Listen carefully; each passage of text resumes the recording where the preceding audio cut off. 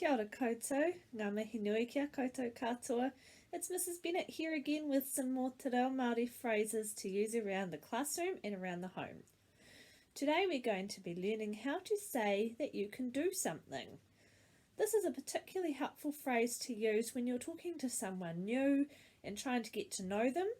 You might like to tell them that you can sing, or that you can play soccer, or that you can dance, any number of things. So the phrase that you need to know is ka taea e au, followed by the thing that you want to say you can do.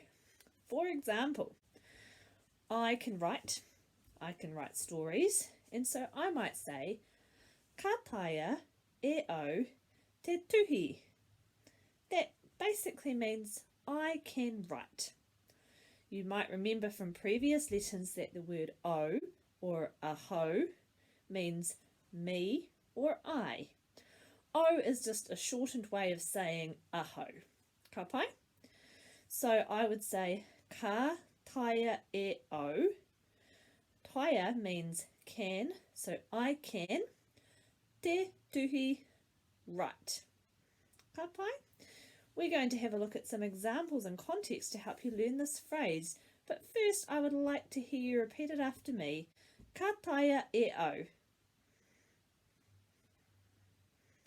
Tino pai, well done.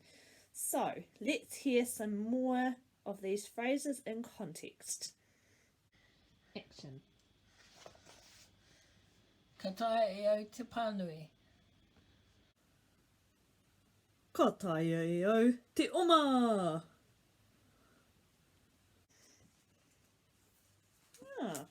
Ka taea e au te tuhi.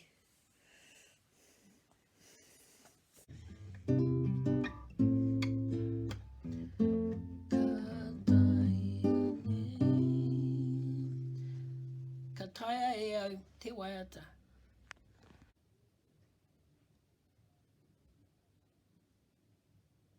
Ka taea e au te peke.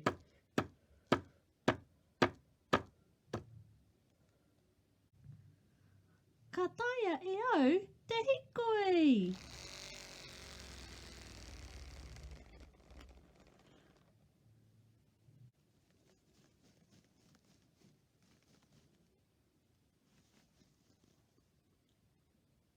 Ka taea e au te rere.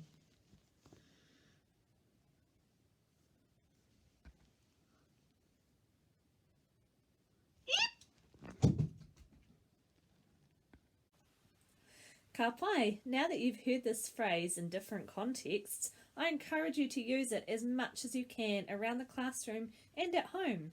Be proud of your achievements. If you learn a new song, you can say, Ka taea e au te waiata. I know that you can all say this phrase, Ka taea e au te mahi nui. I can work hard, and I know you all can. Kia kaha mō te reo Māori, be strong in your Māori language, and don't forget, if you have any questions, come and see me. Ka kite anō, bye for next time.